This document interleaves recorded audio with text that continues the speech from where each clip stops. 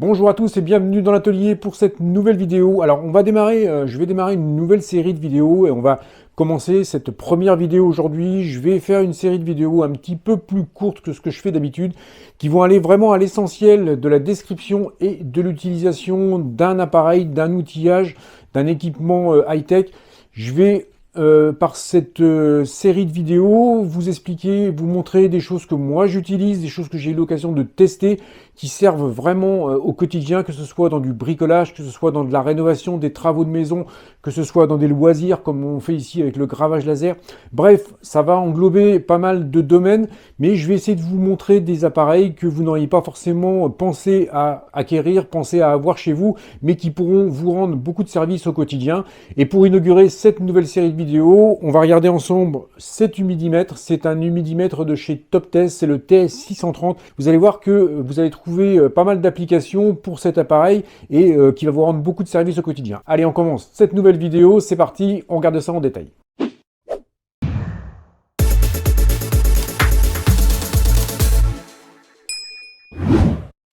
Alors ici, vous avez en détail sur la table tout ce que vous allez trouver dans l'emballage. Donc l'emballage, il est ici. Déjà, emballage de transport, emballage carton avec protection plastique. Donc appareil bien protégé pour le transport, ça c'est plutôt rassurant. On trouve une pochette de protection qui vous permet de protéger votre appareil si vous l'emmenez, si vous le mettez dans votre boîte à outils, dans votre camion, ou si vous l'emmenez sur un chantier. Donc il sera protégé de la poussière et des chocs. Ici, on trouve deux pointes de mesure de rechange avec la clé pour les remplacer au cas où vous auriez un souci, si jamais l'appareil tombe par exemple. Et la notice d'utilisation qui est en français, donc entre autres langues, mais qui est également en français dedans. Donc c'est intéressant de le savoir. Ici, on va trouver donc l'appareil en lui-même. Alors, si je commence par l'arrière, on va trouver le logement pour les piles. Ici, on a 3 piles type AAA qui sont fournies avec l'humidimètre quand vous l'achetez. Et vous pouvez voir que ce sont des Duracell, donc des piles plutôt haut de gamme, qui vont vous assurer déjà une durée de vie importante. On trouve ici un capot donc de protection justement des pointes de mesure. Même si on a 2 pointes de mesure de rechange, autant mettre le capot, ça permet de le protéger. On va trouver un écran rétroéclairé LCD de 2,25 pouces. Et ici, on va trouver 5 touches de commande. La première touche qu'on a ici permet de mettre en service l'humidimètre. Ici, on va trouver en partie haut de l'humidimètre les valeurs indiquées qui sont la valeur qui mesure à l'instant T dans la pièce. Donc ici, on a une valeur de 23,6 degrés et 53,1% de taux d'humidité. On va trouver ici une touche H qui va nous permettre d'enregistrer les mesures que l'on fait, les conserver dans l'appareil pour les réexploiter un peu plus tard si on souhaite. Ça, c'est dans le cas où on fait une série de mesures à des points différents. Si on veut les réexploiter derrière, on met la touche H en service. Ça va les enregistrer. Ici, on va trouver une touche mini-maxi qui va nous permettre, sur une série de mesures, sur un mur par exemple, ou sur une grande planche, de nous dire quel est le point maxi d'humidité et le point mini que l'on aura relevé. Ici, on va trouver une touche pour basculer de degrés Celsius en degrés Fahrenheit. Nous, plutôt en Europe, on utilise plutôt les degrés Celsius. Ici, on va trouver le mode, la touche M. Alors, on va partir sur la partie basse de l'écran. On va trouver un symbole qui est un sapin. Et ici, la lettre A. Le sapin va nous indiquer que l'on est prêt à mesurer du bois. Et la lettre A est un calibre en fonction de l'essence de bois que l'on va mesurer. Pour le bois, on a 2 calibres qui sont matérialisés par la lettre A et la lettre B. Vous trouvez dans la notice, en fonction de l'essence que vous allez mesurer, le calibre que vous devez indiquer à l'appareil. En fonction du calibre que vous allez lui indiquer, il connaît la valeur de référence de cette essence de bois et va pouvoir vous indiquer si vous êtes dans la norme, si vous êtes légèrement au-dessus ou si vous êtes très au-dessus. Si je rappuie encore sur la lettre M, on va passer sur le mode mesure. On voit une petite maison qui s'affiche. C'est le mode mesure de matériaux de construction qui, lui, comporte 5 calibres qui vont de C jusqu'à G.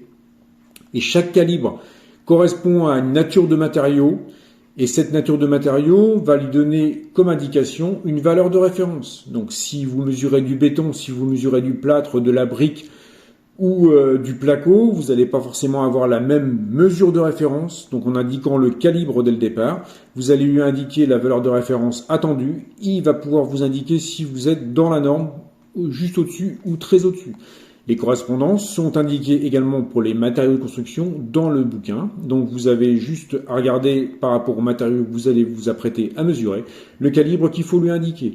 Et comment il va vous indiquer dans une première lecture si vous êtes bien dans la norme, au-dessus de la norme ou très au-dessus de la norme.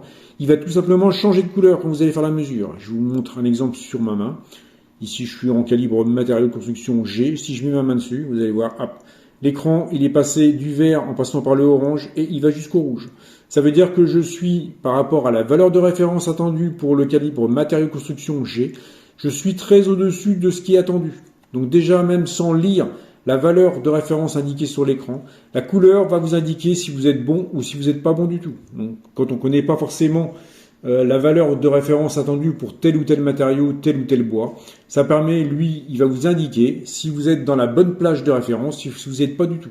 Donc c'est une lecture qui est vraiment très simple de l'appareil, et après vous pourrez exploiter bien évidemment la mesure qui sera indiquée en pourcentage, et pourrez vous dire je suis encore 2-3% trop humide par rapport à l'attendu, mais déjà la première indication va vous dire si vous êtes vraiment juste dans la norme, au-dessus ou très au-dessus. On va faire maintenant quelques essais de mesure sur des matériaux, sur du bois et autre chose, et on va regarder un petit peu comment ça se comporte en mesure réelle. Alors on va commencer par faire quelques essais, on va regarder un peu le fonctionnement de l'appareil. Alors ici j'ai pris par exemple en premier un contreplaqué qui me sert à faire du gravage laser. Alors pour ceux qui ont déjà fait du gravage laser, et c'est vrai que cet appareil on n'y pense pas toujours, mais le taux d'humidité que l'on a dans le bois quand on fait du gravage laser est super important. Si vous avez du bois trop humide, vous allez faire du gravage de très mauvaise qualité, ça va brûler, ça va faire du noir partout et ça va vraiment faire un mauvais résultat. Donc l'importance d'avoir ce type d'appareil, c'est vraiment de pouvoir contrôler au moment où on va utiliser notre contreplaqué, parce que quand on l'achète, on ne sait pas ce qu'on nous vend, et on va pouvoir regarder et contrôler pour voir s'il est vraiment prêt à être utilisé ou si on doit le faire encore sécher. Alors je vais allumer l'appareil, voilà, je démarre l'appareil, donc j'ai regardé dans mon tableau de comparaison des matériaux, et il m'indique que pour ce type de bois alors du chêne, pin, érable, frêne. Alors je pense que je suis plutôt dans des bois blancs pour ce type de contreplaqué, donc je vais devoir me mettre en calibre B. Donc je me mets en calibre B, et là je vais tester le taux d'humidité. Alors je vais mettre devant la caméra pour qu'on voit bien. Donc je viens mettre les aiguilles dans le bois, et ici voilà. Donc par rapport à la valeur attendue que l'on a pour ce type de bois, on est en dessous puisqu'il reste dans le vert, donc on est à 8,7, et donc on n'a pas un bois humide. Donc voilà, la première valeur, donc elle est bonne. Si je m'étais mis alors je vais regarder si je me mets en calibre A. Je vais passer voilà, je me mets en calibre A. Et je vais voir si en calibre A, voilà, donc il change de plage de mesure, mais je suis toujours dans le vert. C'est-à-dire que mon bois il est bien sec. Alors j'ai ramené un autre morceau de bois. Alors celui-là, vous pouvez le voir, il vient de dehors, il est bien trempé. C'est du pin. C'est du sapin. Donc pour du sapin, je vais être en calibre B. Donc je vais me mettre en calibre B.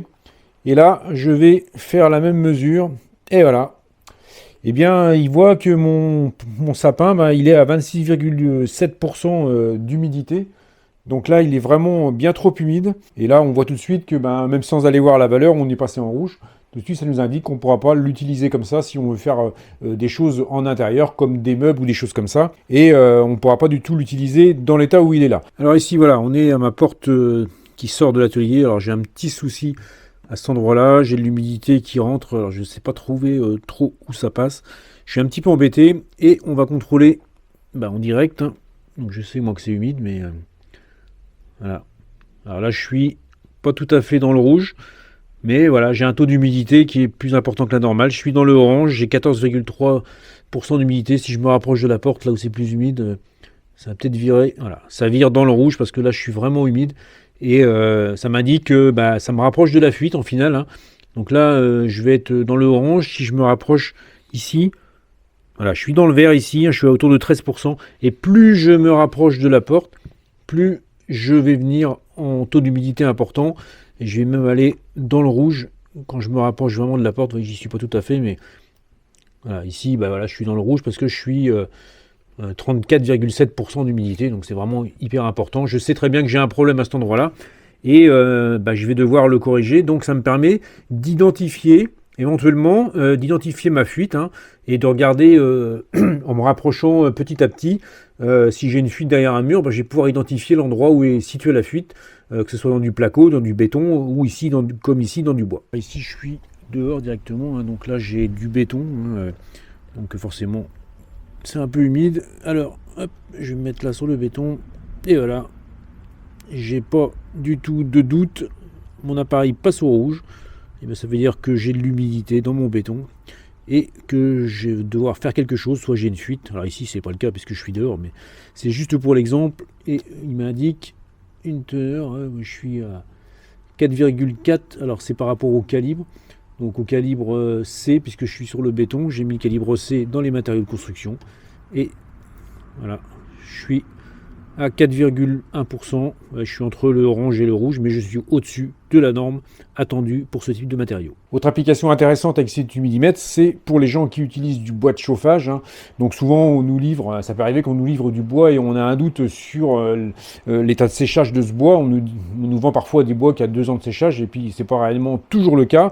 Et avec cet humidimètre, on va pouvoir constater immédiatement l'état du bois et vérifier ce qu'on nous a livré, si c'est cohérent et que ce qu'on attendait. Par exemple ici je me suis mis sur le calibre B puisque c'est du chêne. Et je vais vérifier, voilà, 9,8%. Vous voyez que l'écran reste en vert. Je suis entre 9 et voilà, 9,9. Donc, je suis tout à fait sur du bois sec. Et ça va me permettre de savoir si je peux l'utiliser maintenant et si ce qu'on m'a livré est de bonne qualité. Donc voilà, on arrive à la fin de cette vidéo. Vous avez vu un petit peu les applications, alors quelques-unes des applications que l'on peut faire de ce type d'appareil, hein.